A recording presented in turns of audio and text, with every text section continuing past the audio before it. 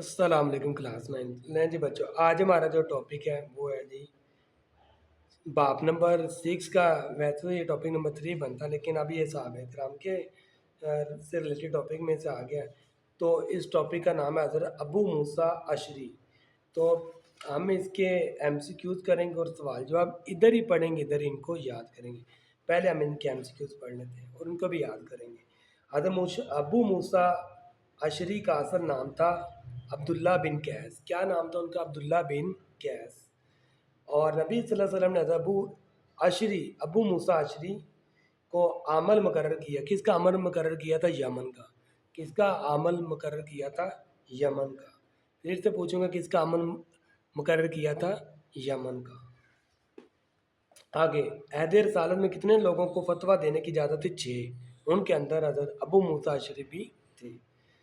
हज़रत अबू मूसा अशरी की सीरत का सबसे नुमायाँ वसफ़ था तवक्कुल। क्या था उनका सबसे नुमायाँ वसफ़? क्या था, क्या खूबी थी? तवक्कुल। ठीक है। आगे, हज़रत अबू मूसा अशरी ने से मरवी हदीस की तादाद है। कितनी हदीस उनसे रवायत है? मरवी हैं 360।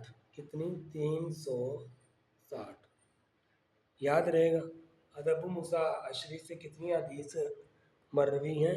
360। अब हम इनके सवाल जवाब पर आते हैं। हज़रत अबू मूसा अशरी का मुख्तसर तारफ़ तहरीर करें। हज़रत आप रज़ी अल्लाह तआला का नाम अब्दुल्ला बिन कैस था और कुनियत अबू मूसा थी। क्या आपका नाम था? अब्दुल्ला। और कुनियत क्या थी? अबू मूसा। आपके वालिद का नाम कैस और वालदा का नाम तैयबा था। आपके वालिद का नाम क्या था? कैस। और वालदा का नाम क्या था? तैयबा। आपके वालिद का नाम क्या था? कैस और वालदा का नाम तैयबा। हज़रत अबू मूसा यमन के रहने वाले थे। कहाँ के रहने वाले थे बच्चों? यमन के।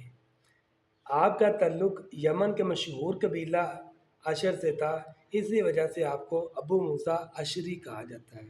अभी कोई सवाल पूछ ले, क्या सर अबू मूसा अशरी को अशरी क्यों कहा जाता था? तो आप लोग क्या जवाब दोगे? जी, कि आपका ताल्लुक यमन के मशहूर कबीला अशर से था, यानी कबीले की मुनासबत से आपका नाम अबू मूसा अशरी रखा पड़ गया था। आगे, सवाल नंबर 2 हमारा है, हज़रत अबू मूसा अशरी के कबूल इस्लाम के बारे में आप क्या जानते हैं? तो आपने लिखना है कि मक्का मुकर्रम में इस्लाम का सूरज तलू होने की खबर सुनकर हज़रत अबू मूसा अशरी राह हक की तलाश के लिए नबी सल्लल्लाहु अलैहि वसल्लम की खिदमत में हाज़िर हुए। तो आप क्या लिखेंगे कि हज़रत अबू मूसा अशरी हक की तलाश के लिए नबी सल्लल्लाहु अलैहि वसल्लम की खिदमत में हाज़िर हुए। किन की खिदमत में हाज़िर हुए थे बच्चों? नबी सल्लल्लाहु अलैहि वसल्लम की खिदमत में, और इस्लाम कबूल किया। इस्लाम कबूल करने के बाद आपने अपने ख़ानदान को दावत देने के लिए यमन लौट गए। ठीक है। अब तीसरा सवाल, हज़रत अबू मूसा अशरी की दीनी और इल्मी खिदमत अपने अल्फाज में बयान करें। ये आप लिखेंगे। हज़रत अबू मूसा अशरी को बारगाह रसालत माब में ख़ास कुर्ब हासिल था। आप इन 6 अफराद में से थे जिनको हैद रसालत में फतवा देने की इजाज़त थी। हज़रत अली मुर्तज़ा आप रज़ी अल्लाह तआला के बारे आप रहमतुल्लाह के बारे में फरमाते हैं कि अबू मूसा सर था पाँव, यानी सर से लेकर पाँव तक इल्म के रंग में रंगे हुए हैं। तो ये उनका दीनी और इल्मी खिदमत अपने अल्फाज में बयान की जा सकती है। अब आगे सवाल नंबर, फिर एक दफ़ा पढ़ लेते हैं। सवाल नंबर 3 है कि उनकी दीनी और इल्मी खिदमत हज़रत अबू मूसा की। तो आपने लिखा ना कि आप उन चंद 6 अफराद में शामिल थे जिनको अहद रसालत में, यानी नबी सल्लल्लाहु अलैहि वसल्लम के दौर में फतवा देने की इजाज़त थी। कितनी बड़ी बात है कि नबी सल्लल्लाहु अलैहि वसल्लम भी उस दौर में मौजूद है, तो आपको भी फतवा देने की इजाज़त है। कितना अल्लाह ताला का करम होगा आपके ऊपर। आगे, हज़रत अली मुर्तज़ा ने आप रहमतुल्लाह के बारे में फरमाया कि अबू मूसा सिर सर से पाँव तक इल्म के रंग में रंगे हुए हैं। आगे सवाल नंबर 4, हज़रत अबू मूसा अशरी किस कदर खूबसूरत और उम्दा लहजे में कुरान की तिलावत करते थे? ये रहा। आपकी आवाज़ इस कदर उम्दा थी कि नबी सल्लल्लाहु अलैहि वसल्लम फरमाते थे, इनको लहने दाऊदी से हिस्सा मिला है। लहने दाऊदी से हिस्सा मिला है, यानी वो एक लहजा है। और आप कुरान मजीद की तिलावत इस कदर खूबसूरती और उम्दा लहजे से करते थे کہ سننے والوں پر سحر طاری ہو جاتا تھا. سننے والوں پر کیا طاری ہوتا ہے؟ سحر، یعنی ان کے اوپر کتنے جادو کر دیا، رک جاتے تھے. اس طریقے سے قرآن کی وہ تلاوت کرتے تھے اتنی پیاری آواز کے اندر. تو حضرت ابو موسیٰ اشعری نے کب اور میں کتنے برس کی عمر میں وفات پائی؟ تو حضرت ابو موسیٰ اشعری نے ذوالحجہ کے مہینے 44 ہجری کو وفات پائی، اور وفات کے وقت آپ کی عمر 61 سال تھی، یعنی 61 ایئر. پھر یاد رکھنا کب آپ نے وفات پائی؟ 44 ہجری کو، اور وفات کے وقت آپ کی عمر کتنی تھی؟ 61 سال. اب میں پوچھوں تو بچوں، اب ابو موسیٰ نے کس ہجری میں وفات پائی؟ 44 ہجری میں. اور آپ کی عمر کتنی تھی جب آپ کی وفات ہوئی؟ 61 سال. Very good. تو اب ہم اب اس کا چھٹا سوال دیکھتے ہیں. قرآن و سنت کے اشاعت کے حوالے سے ابو موسیٰ اشعری نے کیا خدمات سر انجام دی؟ یہ ہے جی، قرآن و سنت کے اشاعت اور دوسروں تک پہنچانے کے لیے آپ رحمۃ اللہ نے زندگی بھر کوشاں رہے. آپ کا اصول تھا کہ جو کچھ کسی کو معلوم ہے وہ ضرور دوسروں تک پہنچنا چاہیے.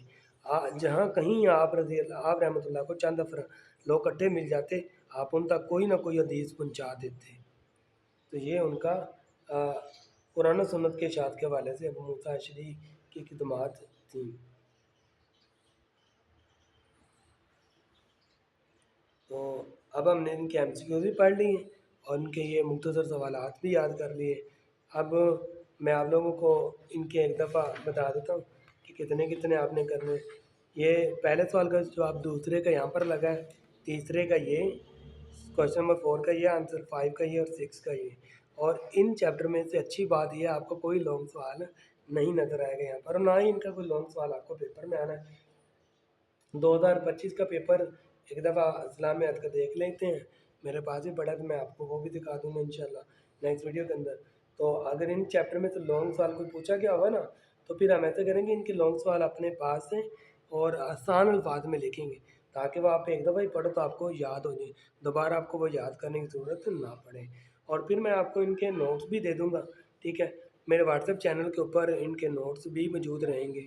تو اگر آپ لوگ واٹس ایپ چینل کو جوائن کر لیتے ہیں، اس میں یہ واٹس ایپ چینل جوائن کرنے کا آپ کو یہ فائدہ ہے کہ کچھ لوگ ہوتے ہیں وہ پھر نہ پرنٹ لے کے پڑھ لیتے ہیں، تو آپ لوگ پرنٹ نکلوا کے ان کو پڑھ لیجئے گا، ان کو لکھ لیجئے گا، ٹھیک ہے. تو بہتر تو یہی ہے، کیونکہ سم ٹائم ایسا ہوتا ہے کہ کچھ بچے پیپروں کے دنوں میں نیٹ آف کر دیتے ہیں، پھر وہ انہوں نے جو اس کے پاس سالڈ مٹیریل ہوتا ہے نوٹس کی فارم میں، بس اس کے اوپر سے تیاری کرتے ہیں. یہ بھی آپ اچھی بات ہے، آپ کر بھی سکتے ہیں ایسے بھی. تو اس وجہ سے آپ واٹس ایپ چینل کو جوائن کیجئے، وہاں پر آپ کو فری آف کاسٹ نہیں ملیں گے نوٹس. کوئی میں وہاں پر یہ نہیں کہتا کہ یہ کاپی لینے کے لیے آپ پیسے دیں، یا فری آف کاسٹ میں وہاں پر اپلوڈ کر دیتا ہوں، ٹھیک ہے. تو آپ لوگ وہاں پر نوٹس کاپی کر کے ان کو پرنٹ لینا ہو تو پرنٹ لے کر ان کو یاد کر سکتے ہیں. اوکے، اللہ حافظ.